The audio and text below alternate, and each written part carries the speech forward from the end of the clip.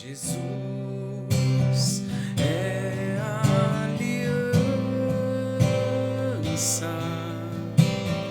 entre você e Deus. Jesus é a aliança.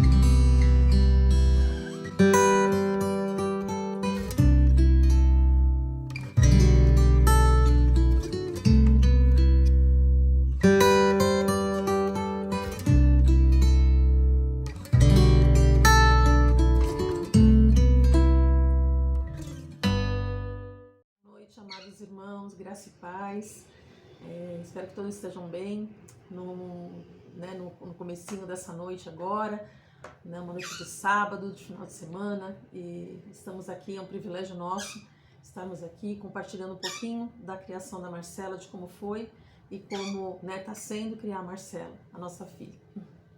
Boa noite, irmãos, graça e paz. O tema hoje é Nossos Filhos da Geração Z. Atualmente na igreja nós temos 4 gerações ao mesmo tempo, com características bem diferentes. Gerações X, Y, Z e Alfa agora. E os líderes da igreja têm observado e discutido a importância de entendermos e levarmos em consideração essas diferentes características dos nossos jovens, que hoje são predominantemente da geração Z, para que a gente seja mais efetivo e possa ajudá-los a prepararem melhor para levar a nossa igreja para frente. Geração Z são os nascidos entre 1997 e 2012, que hoje estão entre 13 e 28 anos. Nós temos essa visão e atenção da liderança da igreja e do discipulado com relação a eles. Mas como é que é essa relação entre as gerações num ambiente mais íntimo de família? Para mim sempre existiu essa percepção de diferença de forma de pensar, de agir entre gerações. Eu e meus pais, mas agora está muito mais pronunciado. E a gente precisa entender a forma com que eles fazem as coisas, com que eles pensam, que são muitas vezes muito diferentes das nossas. E saber onde é que a gente precisa direcionar, orientar, onde é que a gente precisa ser firme, onde que a gente precisa aceitar a forma nova deles interagirem com esse mundo que estão inseridos, como lidar com tudo isso daí. Esses foram sempre os nossos desafios. E é sobre isso que a gente vai falar um pouco hoje. Nós vamos compartilhar nossas experiências depois com a Marcelinha, depois nós teremos mais 2 casais abençoados, o Vitor e a Érica Fuchida, e o Sérgio e a Karen Sandri, compartilhando as experiências deles também na educação dos seus filhos, que são da geração Z. Então, há 21 anos, o Senhor nos presenteou com a nossa querida, nossa amada filha Marcela. Eu desde pequenininho sempre sonhei ser mãe, e eu queria ser mãe de menina, e o Senhor me presenteou com a nossa filha amada, querida, delicada, educada, uma filha que só nos traz alegria. E eu louvo a Deus e agradeço por isso. Então nós vamos compartilhar um pouquinho aqui como é esse relacionamento com a Marcela. Então, fazendo um paralelo, o que todo mundo já fala sobre, todos os estudos falam sobre a geração, sobre tudo que a gente passou, a gente tem que começar com a característica mais gritante que a gente tem visto, que é a íntima relação dela com a tecnologia, principalmente no celular. Tudo é feito pelo celular.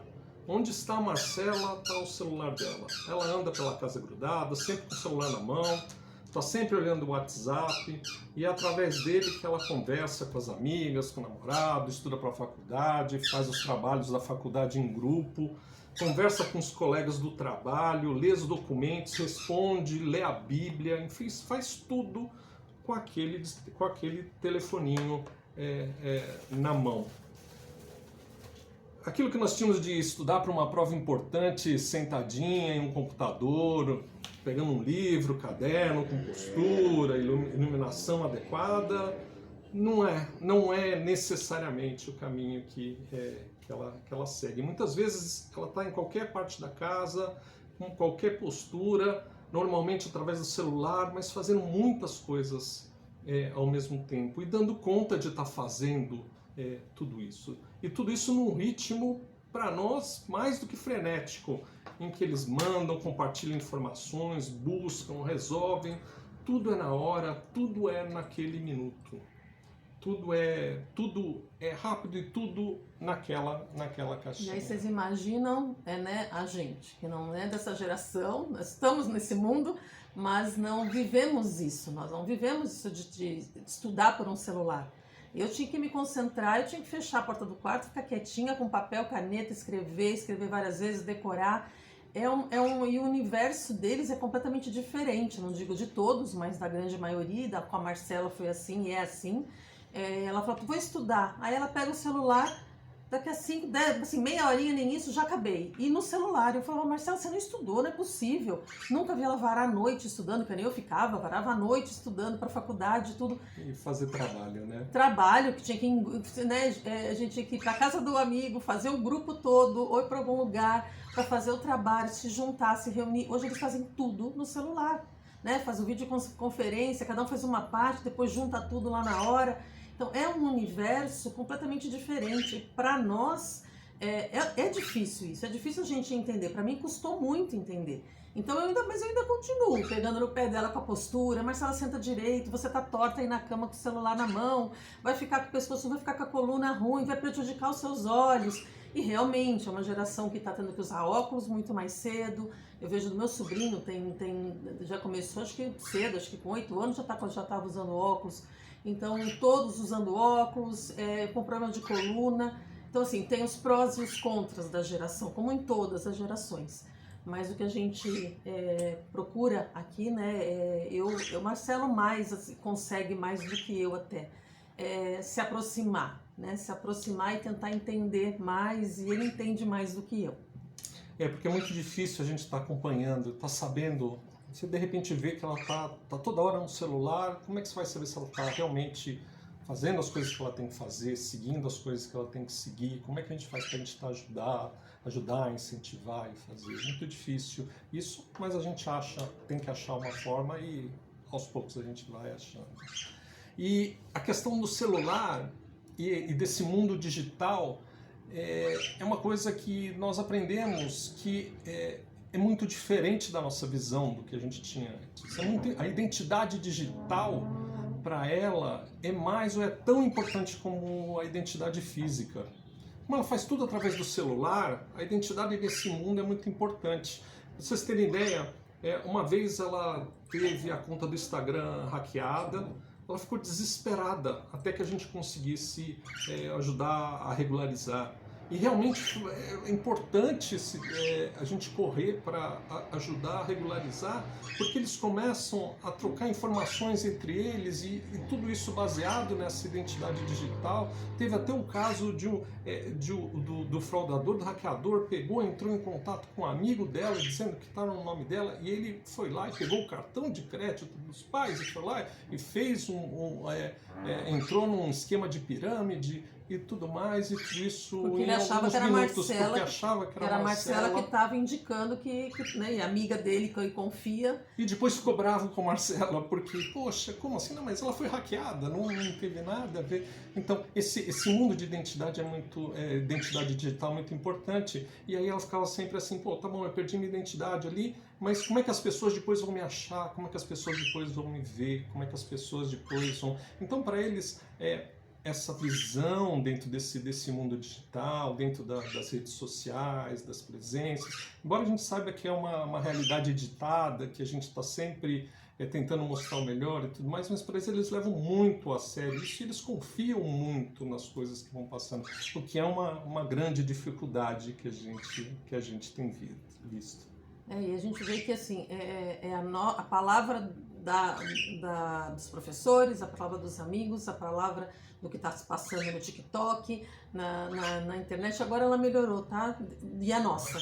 Então nós tínhamos que ficar brigando muito, nós tínhamos que convencê-la do contrário. Não, isso está errado, né? Em princípios e valores, e não é tudo bem, não é cada um faz o que quer e está tudo bem, não é bem assim.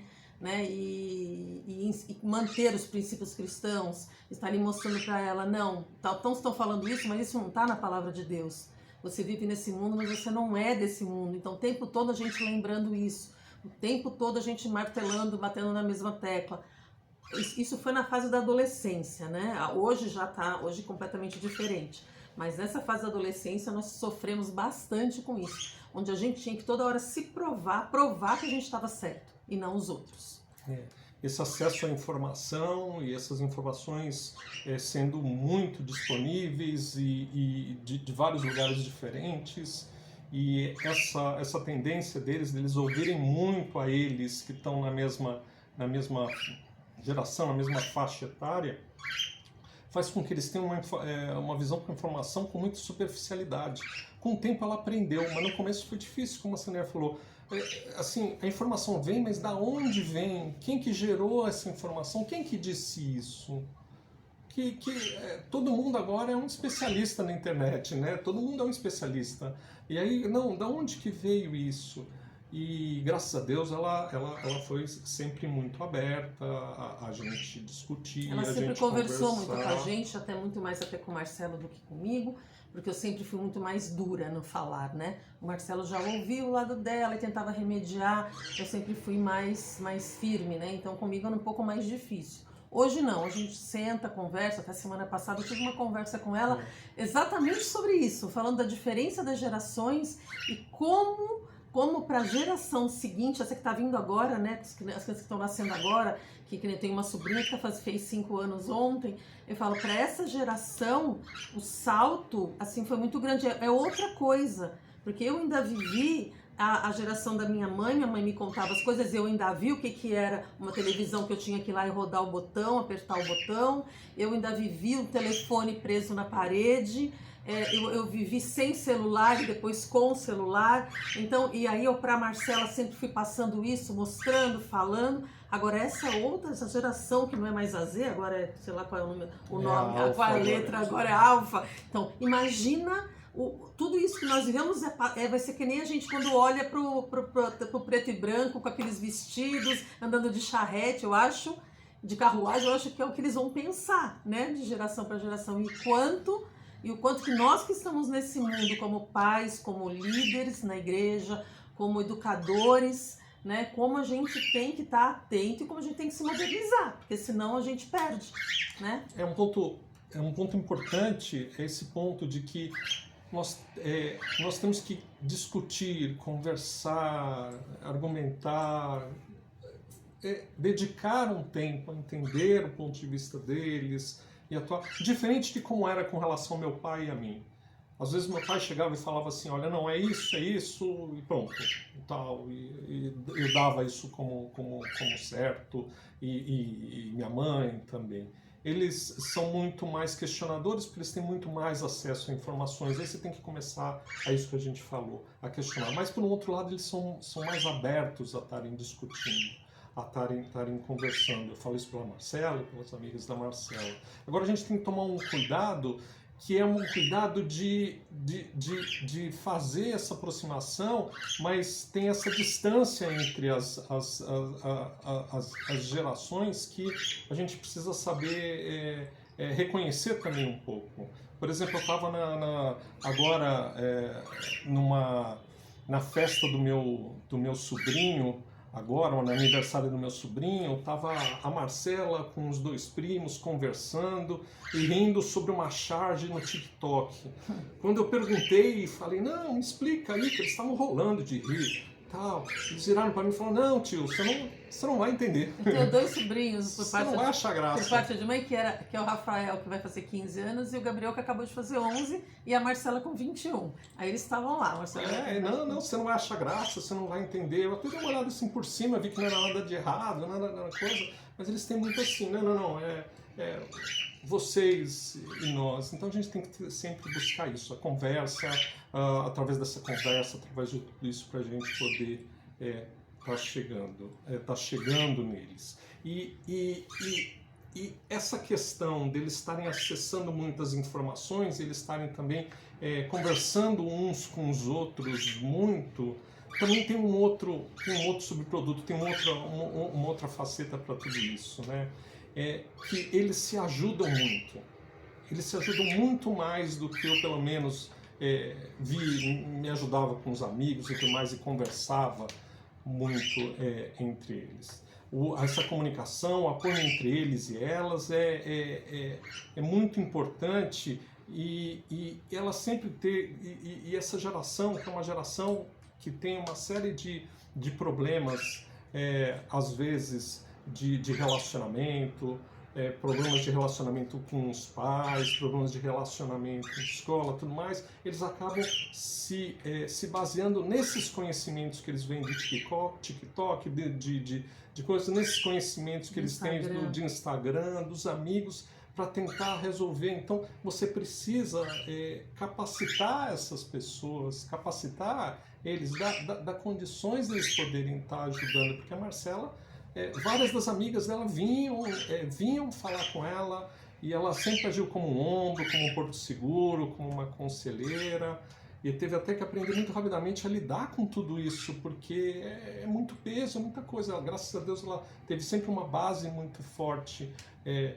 conosco, na igreja e conosco, e com isso reforçou os valores dela, mas ela precisou muito usar isso para estar conversando com as outras pessoas. A Marcela, ela amadureceu muito rápido. Na adolescência ela teve alguns problemas emocionais, né? Não vem ao caso, né? Mas até por causa da escola e tudo mais. E precisou fazer terapia e glória a Deus, né? Foi uma psicóloga cristã. E isso eu aconselho que pra gente deu certo, que a gente foi um divisor de águas. Uma psicóloga cristã que nasceu na igreja, então uma psicóloga que entendia quando a gente falava, não, isso nós não vamos deixar de fazer, ela vai ter hora para chegar em casa, isso aqui não, então ela entendia o nosso lado, né, que a gente estava educando e criando a Marcela na palavra de Deus, e ela nunca chegou para a Marcela e falou, faz o que te faz feliz, se isso não está te fazendo feliz, larga. Se a sua mãe está aprendendo, então deixa para lá, nunca. Então, foi uma pessoa que deu um norte para Marcela, nos ajudou muito como pais, qual era o papel do Marcelo como pai, qual era o meu papel como mãe, que muitas vezes ficou um pouco trocado, porque o Marcelo é mais permissível assim, muito mais companheiro, muito mais de passar a mão na cabeça, de estar ali com ela. E eu sou mais firme, mais dura, mas é não, porque eu também fui criada assim e tem valores que eu não quero negociar com ela. Eu falo, tem valores que eu não vou negociar com você. E ela não entendia, então muitas vezes ficavam os dois me convencendo dela ir para algum lugar, de me convidar a mudar de ideia. Mas passamos por esses problemas, mas graças a Deus o Senhor nos conduziu, o Espírito Santo nos conduziu e nós conseguimos vencer isso. Até melhoramos como pais, porque a gente começou a entender também que não era por esse caminho. Tinha que ser nós dois com ela e não os dois contra mim. Então isso também mudou, a gente aprendeu, graças também aos nossos pastores, né? Nós tivemos pastores abençoados que nos aconselharam, que nos ajudaram, porque foi uma fase muito difícil, onde até começou a mexer com o nosso relacionamento, com a maneira da gente se relacionar. Por que a gente está abrindo isso, irmãos? Porque como a gente passou, eu creio que muita gente ou passou ou ainda vai passar por isso, né? E até o Marcelo teve uma criação, eu tive outra. O Marcelo foi muito mais, meu sogro e minha sogra foram muito mais liberais em algumas coisas, coisa que na minha casa não foi. Então, cada um, quando a gente casa, né, cada um vem de uma criação, de uma família, e a gente vai tendo que, né, se moldar para a gente ter o nosso jeito, e a gente vai aprendendo. Então, se a gente está abrindo isso, porque aconteceu com a gente, mas Deus honrou o posicionamento, Deus foi mostrando, e hoje a gente já age diferente. Tanto eu dei não uma amolecida nos valores, não. Sim. Mas eu comecei a escutar mais, a conversar com ela, dialogar mais e não falar não, né? E ponto. E o Marcelo também começou a vir falar comigo antes, a gente conversar antes. Então a gente achou, né, um ponto que agora a gente consegue conduzir. A Marcela também amadureceu muito com isso. E eu creio que assim, ela estar dentro da igreja desde os 3 anos de idade fez total diferença. Foi um divisor de águas, né? O que salvou a minha filha desse mundo. Porque eu falava, filha, você não é desse mundo. Você está nesse mundo, mas você não é. Você é do Senhor. E graças a Deus também eu sempre orei muito para que ela tivesse muitas experiências com o Senhor. Muitas. Porque quando a gente tem essas experiências, a gente sabe que ele é real, né? E não larga. E graças a Deus ela teve muitas experiências com o Senhor. Muitas mesmo. Então, e hoje tá aí uma mulher madura, uma mulher que sabe o que quer, que vai atrás do que quer, tá fazendo, né, direito na PUC. E a gente sempre vai mostrando para ela, sabe, o que o Senhor tá fazendo na vida dela. A gente sempre fala, olha o que o Senhor fez agora na sua vida. Olha do que Ele te livrou. Sabe, a gente sempre mostrou isso para ela. Então, depois no final a gente vai nós vamos fazer um fechamento e a gente vai entrar mais nesse assunto com vocês da igreja e de nós como líderes, o nosso papel e tudo mais. Mas é só para assim, dizer que nós estamos todos no mesmo barco, né? Criando e educando os filhos da geração Z, muitos agora criando da geração Alfa. Então, nós fazemos parte do reino de Deus e a nossa responsabilidade criarmos filhos que vão criar filhos, daí por diante no Senhor, levando o reino de Deus aqui para frente. Então, vai ser uma luta, né? Vai ser difícil, a linguagem talvez tenha que mudar um pouco, mas o nosso papel é educarmos e criar, botar filhos no mundo, criarmos e educarmos para serem do Senhor e levar a palavra de Deus e o reino de Deus para todos, né? Amém. Daqui a pouco a gente volta, viu? Deus abençoe. Vamos ouvir os nossos amados. Olá, paz do Senhor. Para quem não me conhece, eu sou a Érica Fuchida, esposa do Vitor Fuchida. Nós viemos hoje aqui falar um pouquinho sobre educação de filhos, sobre os nossos filhos, na adolescência, que estão os nossos, né? Nós temos a Manuela de 18 anos e o Eliseu de 15 anos, já são adolescentes. A Manu já é adulta, né? Com 18 anos. Ah, fez 18 essa fez semana. Agora. E a Manu, ela está atualmente cursando o 3º ano do ensino médio e o Eliseu o 1º ano do ensino médio. A Manu vai querer ser uma engenheira agronômica ou ambiental. Talvez ambiental. E o Eliseu, ele quer seguir para a área de TI. E a gente sempre conversou bastante com eles sobre isso, sobre a profissão deles, sempre deixou bem aberto para eles sobre o que eles queriam ser, sempre tivemos bastante diálogo sobre isso, né? Sim. Nós tivemos diálogo, mas um diálogo com direcionamento. Vou dar um exemplo. A Manu quis ir para uma área que eu sabia da dificuldade da carreira, de seguir carreira, de ter uma carreira nessa área. Falei, filha, aí não dá por causa disso.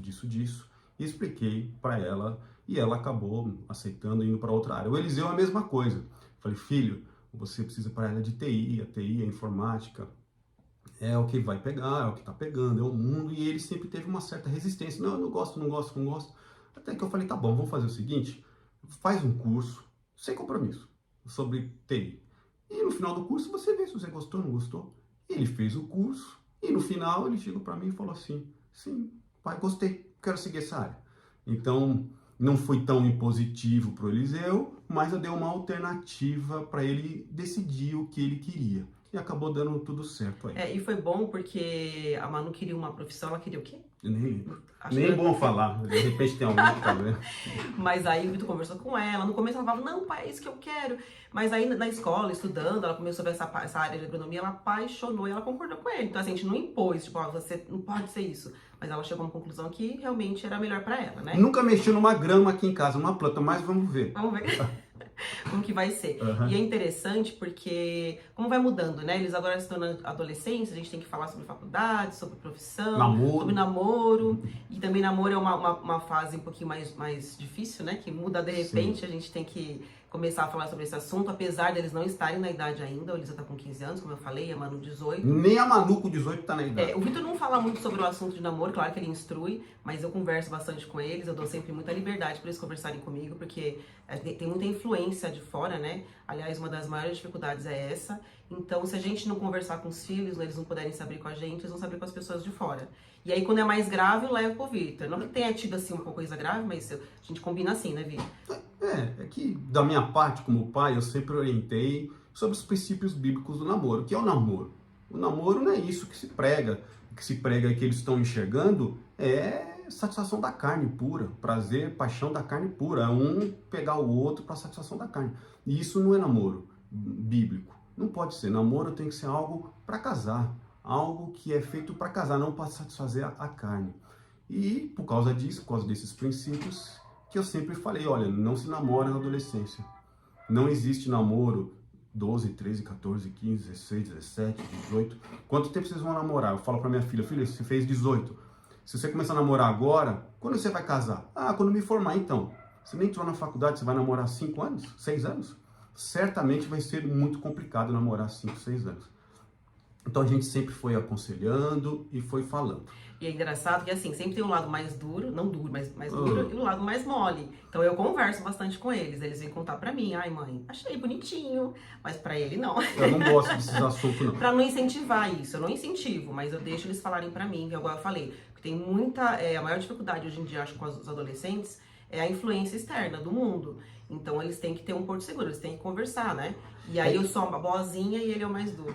Mas duro é que assim, que na minha cabeça, posso estar errado aqui, eu não sou... Na minha cabeça, se eu sentar na minha filha, ela começar então, aquele fulano, aquele ciclano, e eu começar a dar margem e começar a entrar no assunto... Vai entrar no coração. Vai entrar no coração dela. Vai entrar, olha, meu pai está conversando sobre o fulano, o ciclano, então meu pai, nossa, talvez ele esteja amolecendo. E eu vai entrar pro coração dela e eu quero que ela siga Provérbios nesse tempo, o Eliseu também, não só ela. O segredo da vida está no coração. Mantenha o coração fechado para isso nesse momento, não é tempo. No tempo certo vai se abrir. Então por isso que eu não dou muita margem, porque eu não quero que ela abra o coração para... E o Eliseu também, não é só para a menina não, para o Eliseu também. E entre erros e acertos a gente às vezes acerta, às vezes erra, porque é uma fase nova pra gente, né? Mas a gente tem que estar sempre no Senhor. E a minha expectativa com os meus filhos é que eles nunca se desviem, acho que toda mãe, todo pai, né?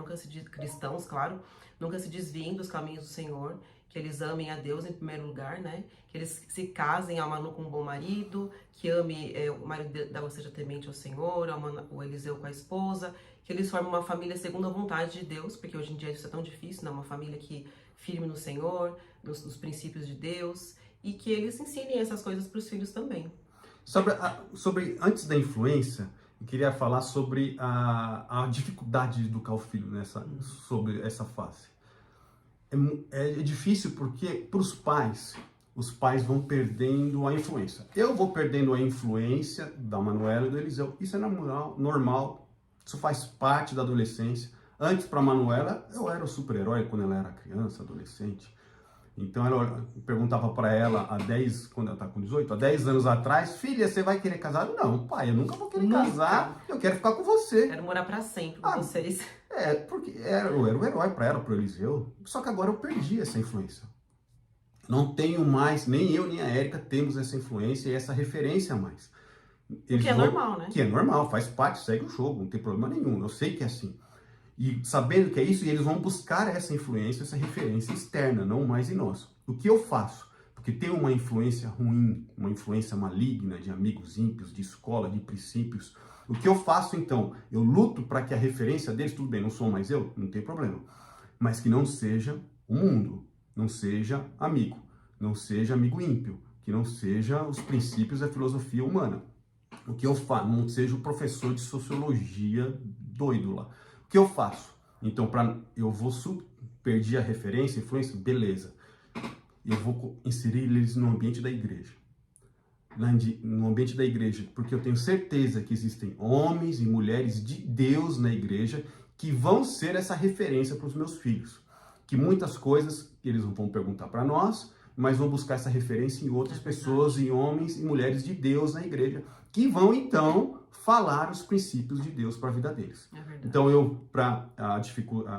eu substituo a referência. Não quero que seja o mundo, mas que sejam pessoas, homens e mulheres de Deus, de confiança na igreja. Para isso, eu preciso inserir eles a maior quantidade possível de eventos, ambiente da igreja. Sim, a Manu tem experimentado essa fase. Ela tem as pessoas que ela confia, que ela conta, talvez conta até coisas a mais que não conta pra gente, mas tá ótimo. E conversa e oram por ela e tem sido muito bom pra Manu. É assim, faz parte. Pai e mãe, nós não somos mais heróis e referência, tanta influência para os nossos filhos na adolescência. Busque estar cercado de homens e mulheres de Deus que vão ser essa referência para os seus filhos e confie no Senhor. Bom, sobre a expectativa, né? O que eu espero dos meus filhos na educação dos meus filhos, da Manuela, do Eliseu? A gente falou de trabalho aí, mas sinceramente, eu quero que eles não abandonem Deus. Eu não desejo, como expectativa, o que eu espero, o que eu desejo, aquilo que eu quero, é que eles amem a Deus até o final da vida deles. Eu ficarei como pai, frustrado, triste e chateado e frustrado comigo mesmo porque eu errei na educação. Se os meus filhos podem ser CEOs de multinacionais, podem ser multimilionários, os dois, pode conquistar, ter centenas de funcionários debaixo deles. Mas se eles abandonarem o Senhor, eu ficarei frustrado como pai. Eu vou olhar para Érica e falar assim, eu errei como pai.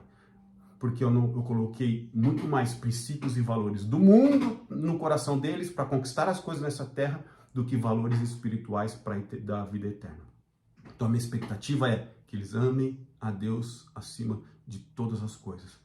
Se Deus abençoar com prosperidade, é o acréscimo de Deus na vida deles, e é isso. E se eu puder fazer uma recomendação para os pais que têm filhos pequenos, é andarem juntos com o Senhor, não tem segredo. Andar junto, caminhar junto, ter diálogo e serem o exemplo dos filhos. Sobre ser exemplo, Érica, tudo bem, filhos pequenos, quem está assistindo aí, tem filhos pequenos, ou quem está adolescente, também pode começar a fazer isso. O que eu sempre fiz, eu e a Érica, nós deixamos claros os nossos valores da nossa família. Os meus filhos, desde pequenos, sabem quais são os valores que nós temos de família. Valores bíblicos nós colocamos. Nós aqui, nós não temos más amizades, nós não frequentamos certos lugares, nós não vimos certas coisas, e nós não falamos palavrão, e assim vai. Os nossos filhos sabem desses princípios. E o que é o principal, que eu vou dar até uma recomendação, nós vivemos esses princípios. Eu e a Érica, nós vivemos, porque o apóstolo Paulo fala várias vezes assim, segundo a Tessalonicenses, que é, sigam o meu exemplo. Paulo fala para a igreja, sigam o meu exemplo. O autor de Hebreus fala assim, observe o resultado de vida dos seus líderes e siga. Então, eu e a Érica, os nossos filhos, têm que olhar, nós temos exemplos, eles têm que olhar e falar assim, eu quero ter esse resultado de vida que eles têm. Como família, como casal, como a bênção de Deus sobre nós. E temos que viver isso. Por quê? Porque, vou dar um exemplo prático aqui, tentar ser rápido. A maior preocupação dos pais é a influência dos amigos da má amizade dos filhos, do adolescente. Só que o que o filho está olhando? Será que eu estou tendo má amizade? Será que eu, no meu ambiente de trabalho, de sexta-feira, eles chamam, eu sento em rodas, eu frequento casas de gente que são más amizades? Coisas do trabalho, coisas do dia a dia, e sai, frequenta, e vai em festa, vai em aniversário.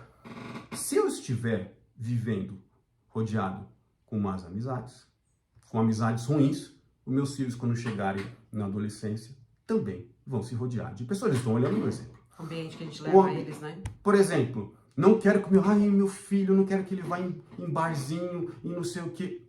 Eu e a Érica, será que de sexta-feira, eu vou em happy hours da empresa, em que chamam para ir para lá, e o meu filho tá vendo que eu vou, e eu sento, eu fico nesse ambiente, frequento esse ambiente?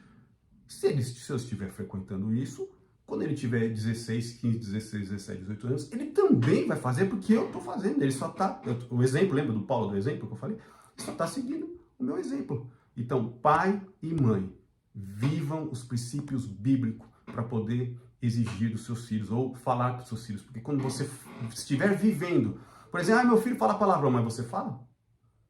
Se falar, ele vai falar. É assim que funciona. Porque quando a gente vive esses princípios bíblicos, quando nós vivemos isso, quando nós vamos conversar com eles para eles viverem, eles vão olhar para nós e vão falar, nossa, eles vivem isso. Não causa ira dos nossos filhos, dos nossos adolescentes. Poxa, quando eu falo de não ir bar, não ir com más amizades, a Manuela e o Eliseu olham para nós e falam assim, ó, eles vivem isso. Porque eles não frequentam, eles não têm mais amizades, eles não frequentam esses lugares, então é um valor deles. E a tendência, quando o pai e a mãe vivem os princípios, é que eles não sejam rebeldes. Eles vão ver que são os valores da família, eles acabam acatando, acabam obedecendo, porque todos nós vivemos sob o mesmo princípio. Assim diminui muito os atritos dentro do lar. Viver a maneira digna e o pai e a mãe viver para poder cobrar dos filhos também a mesma forma de viver. Mais alguma coisa que quer acrescentar? Não. Não. Irmãos, Deus abençoe vocês ricamente. Amém. Paz do Senhor, nós somos Sérgio e Karen Sandri. Nós moramos no Canadá já faz 15 anos. A gente frequentava a igreja cristã no Morumbi, Panambi, e Deus nos trouxe para cá. Nós vamos contar um pouco da nossa vida e como a gente cuidou dos nossos filhos, Miguel e Gabriel, no temor do Senhor. Então, para nos apresentar, nós temos 2 filhos, o Miguel, que tem 19 anos, e o Gabriel, que tem 17 anos. E como foi mantê-los no temor do Senhor? Isso foi algo que, desde o nascimento, nós buscamos trazer os nossos filhos para o temor do Senhor. Nós começamos antes deles nascerem, nós oramos para que tivesse filhos. Isso foi uma parte muito importante da nossa vida. Nós também, os nomes deles são Miguel e Gabriel, e esses nomes são proféticos em relação àquilo que Deus falou antes deles nascerem. Então nós crescemos, né, com isso. As nossas maiores dificuldades foram basicamente as dificuldades de todos os pais. Corrigir os filhos no caminho do Senhor é algo bastante difícil, especialmente quando eles são pequenos. Não é porque a gente é crente ou que a gente tem a base bíblica que nós não vamos ter dificuldade nessa área. Pelo contrário, porque nós temos um patamar muito alto de educação para a gente dar para os nossos filhos, e a gente se cobra bastante com isso. E essa é uma das coisas que eu gostaria que vocês evitassem, de que quando você errar, vai lá e pede perdão. Se você corrigiu o seu filho pequeno e você fez isso de uma maneira que foi um pouco ríspida ou áspera demais, né? Você confundiu naquele momento a sua emoção, e em vez de amar o pecador e ser firme contra o pecado, você foi firme contra o pecador e nem tocou o pecado. Isso acontece, né? Porque a gente tem emoções que acontecem, a gente tem cansaço como pai, e a gente tem momentos que a gente falha nessa área. Então, não fique completamente desesperado por causa disso. Lembre-se de amar o pecador, né? E corrigir o pecado. Uma das coisas que tem sido muito boas para nós desde o começo era ter, e continua sendo, ter um tempo dedicado à palavra de Deus com os nossos filhos. Então, bem no começo, a gente lia a Bíblia para eles, na hora antes de dormir. Tinha uma historinha bíblica. Ou eu gostava muito de contar a história bíblica, mas eu estava muito cansado às vezes, e eu dormia.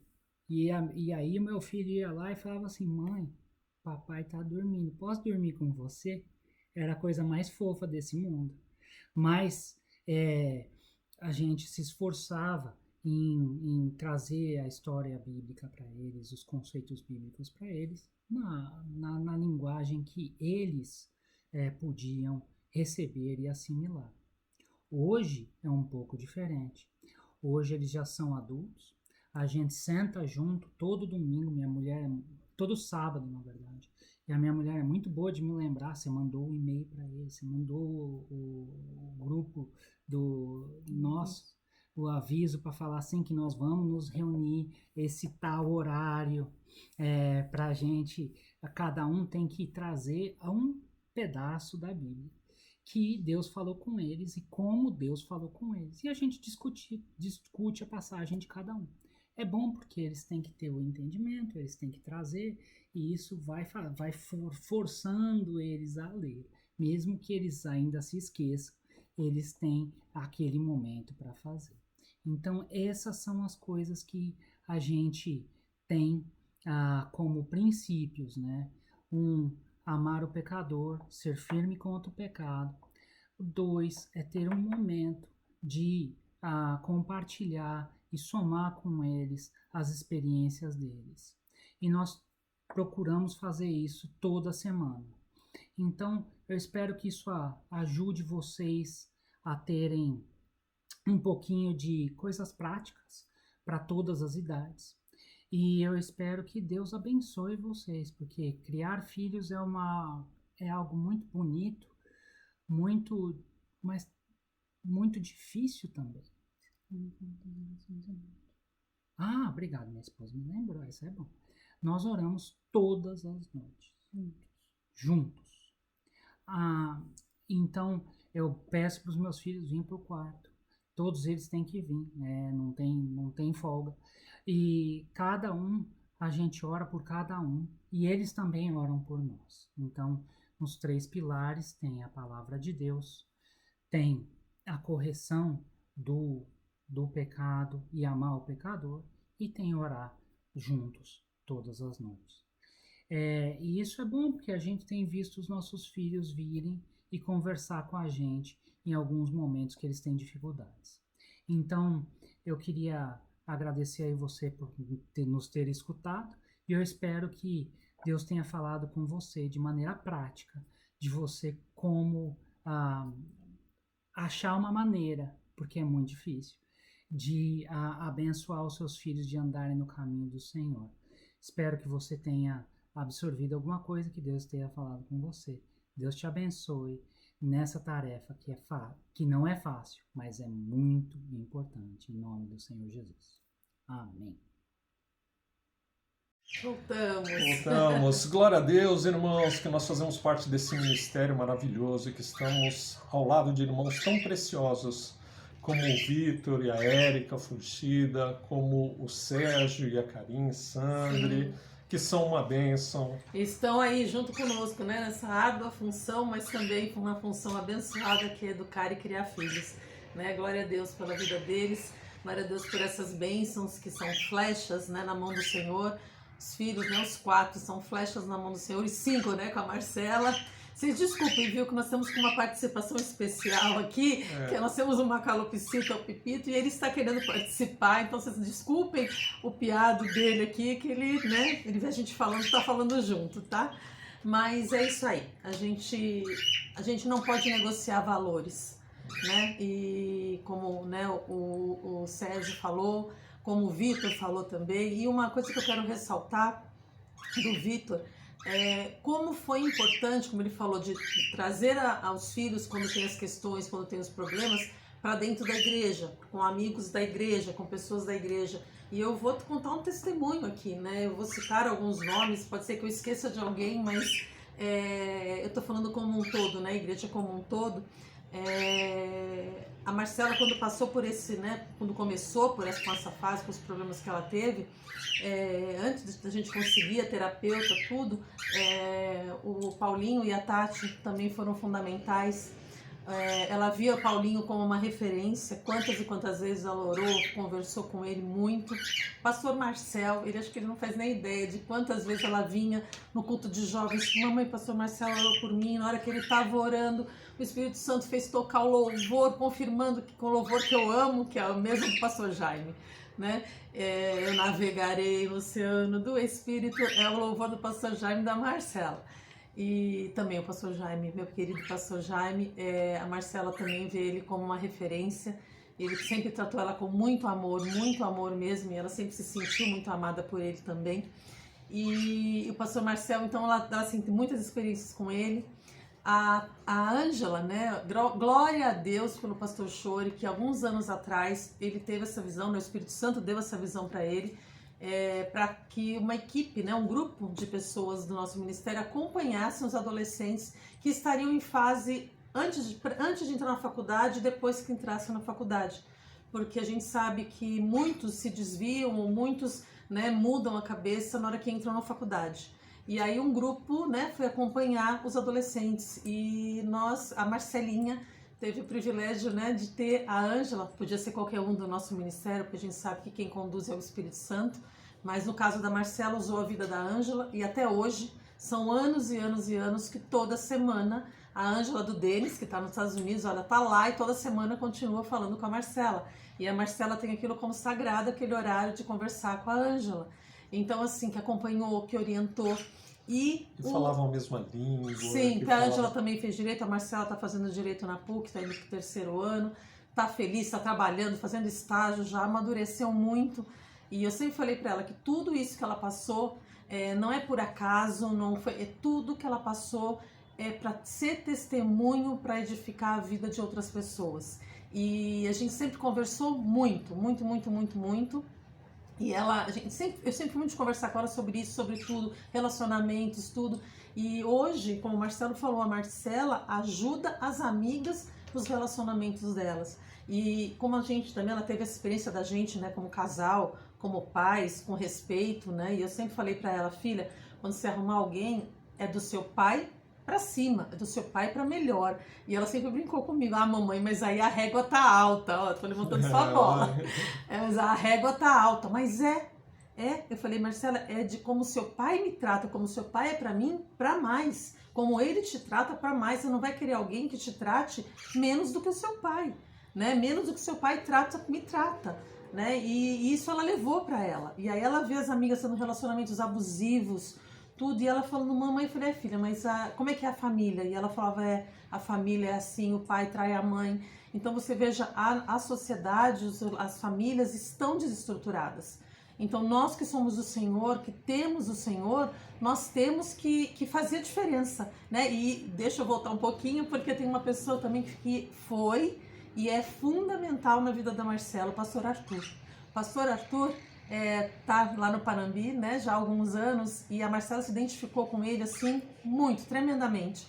E eles ficam, às vezes, horas conversando, acaba o culto, sentam os dois e eles ficam, né? E até no momento em que nós não queríamos que acontecesse uma coisa, e ela queria, ela foi abrir o coração com ele jejuou junto com ela, jejua acho que ainda, né? Eles fizeram juntos, assim, e Deus foi, mostrou, sabe, então ela tem ele também como referência até hoje, né? E ama muito a vida do pastor Arthur. E aí a gente tira isso como aprendizado, né? Então é importante que nossos filhos estejam próximos e pegando aconselhamento em pessoas do Senhor, em pessoas que falam a mesma língua que a gente, em pessoas que professam a mesma fé, que creem no Senhor, que tem o Espírito Santo dirigindo a vida, e não deixar sendo conselhos no mundo.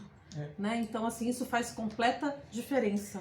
Né? Eu queria até acrescentar que isso tem acontecido muito com a Marcela. Deus tem direcionado ela e tem colocado ela em situações em que as pessoas vêm, as amizades vêm falar com ela, vêm pedir ajuda, vêm compartilhar coisas com ela. E aí chega o ponto que eu tenho visto, que nós precisamos, mais do que cuidar da igreja, do crescimento, nós precisamos capacitar essa geração, porque entre eles, no mesmo nível deles, eles têm se ajudado muito, eles têm buscado muito.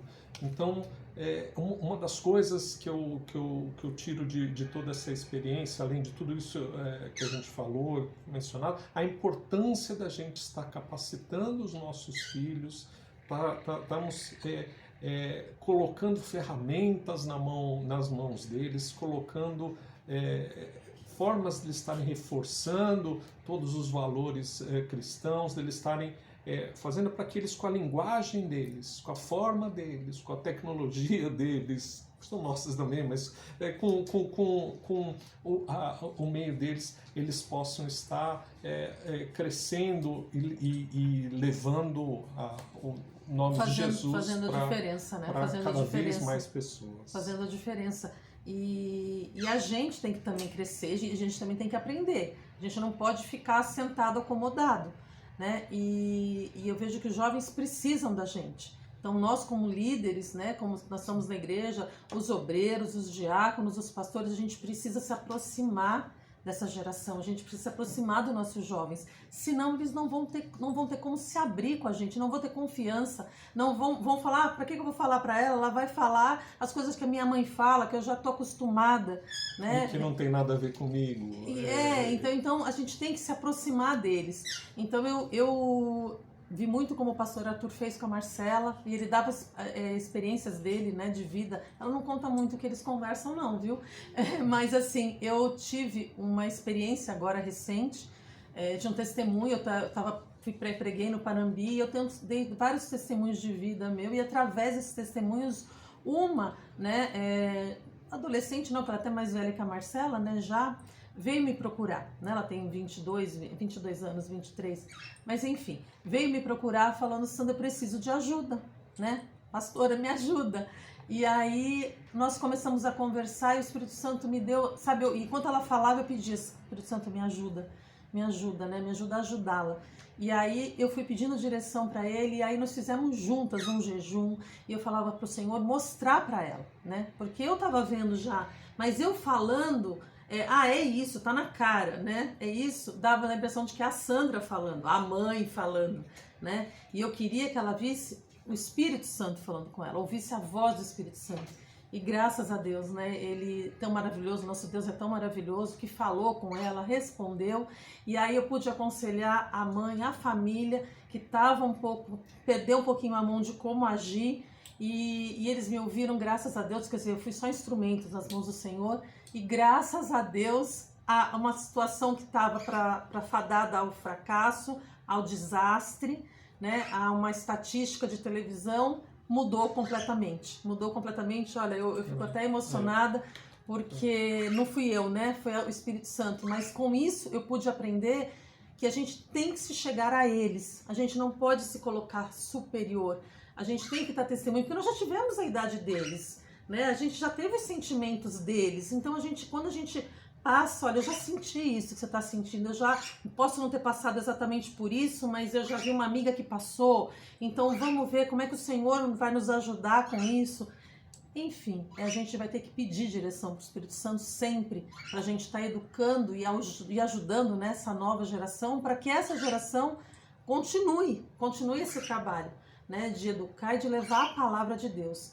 E para finalizar, uma coisa que para a gente deu certo, e não negociem a palavra de Deus, não negociem, mas é só uma vez, mas é só, não, eu fui muito dura, não, e graças a Deus, glória a Deus por isso, porque a Marcela viu que tudo que eu falava, ela viu que as amigas, que as mães não falaram não, que as mães, o quanto que foram pro buraco, o quanto que estavam em situação ruim. E Deus me dá muita visão, assim, nas coisas com a Marcela, sabe? Ele me mostra longe, eu falo, daqui a pouco aquilo acontece. Eu acho que é essa forma, né, de Deus mostrar para ela, né, para escutar a gente, escutar o que eu falo, o que o pai fala. Então, se eu posso aconselhar os pais, é isso, a não desistirem, estarem de joelho no chão, jejuando, orando pelos seus filhos, não negociando valores, não negociem valores, porque aí a gente vai colher lá na frente, Deus vai honrar. Eu vejo a Marcela quando está namorando agora, e quando nós conhecemos o namorado dela, na semana seguinte, ou 2 semanas depois, nós fomos consagrados pastores em julho do ano passado. Eu já convidei ele para ir na Granja Viana ver a nossa consagração, porque eu falei, já está mostrando, apesar dele saber, aonde ele estava se enfiando, aonde ele estava se metendo, não quer, dá tempo de pular fora, e graças a Deus, glória a Deus, ele foi, já está indo no Panambi, então assim, Deus está conduzindo e está honrando os nossos posicionamentos. Amém, meus amados, que nós possamos, assim, nós três casais, aí nós 6, nós possamos ter ajudado um pouquinho, e creio que eu, o Marcelo, o Vitor, que eu aprendo muito com o Vitor, a Érica, o Sérgio e a Karine, que eu creio que nós 6 estamos à disposição para ajudar, tanto os nossos adolescentes, quanto a qualquer irmão que precise aí, que a gente pegue na mão, que a gente esteja juntos aí, para servir ao reino de Deus com amor e escolher os frutos, uma família abençoada, de filhos abençoados, herança bendita, de netos abençoados e assim por diante, geração em geração bendita, né, no reino de Deus. Amém, meus amados? Eu vou fazer uma oraçãozinha. Posso fazer? Pode, Não, tá bom. Fazer uma oraçãozinha para a gente encerrar. E desde já eu já desejo um final de semana a todos, um domingo maravilhoso na presença do Senhor, nos cultos, nas igrejas. Que Deus abençoe cada um de vocês. Amém? Pai amado, Pai querido, Senhor, obrigada, Pai. Obrigada por nós estarmos aqui compartilhando um pouquinho da nossa vida, um pouquinho do nosso relacionamento contigo, um pouquinho das nossas experiências contigo, com a Marcela, com a nossa filha querida. Obrigada, Pai, que é um privilégio nosso te servir, é um privilégio nosso poder fazer diferença nas vidas. E o que eu te peço, Pai, que o Senhor continue usando as nossas vidas como instrumentos nas tuas mãos. E eu te peço, Pai, que os nossos filhos, Pai, que a nossa herança bendita seja flecha nas tuas mãos, Senhor. Que nenhum deles se desvie nem para um lado nem para o outro. Que é geração após geração, através de nós, né, geração e geração, Senhor, possa estar te servindo cada vez mais, sendo luz nesse mundo, sendo sal nesse mundo. Os nossos filhos são teus, eles não são desse mundo. Nós te agradecemos, Pai, te agradecemos e te pedimos, não solte das nossas mãos, Senhor, que nós não soltemos das tuas mãos, Senhor, e nos guarda, nos protege, esteja junto conosco nessa caminhada contigo, que é um privilégio, como eu sempre falo, é um privilégio te servir, Senhor.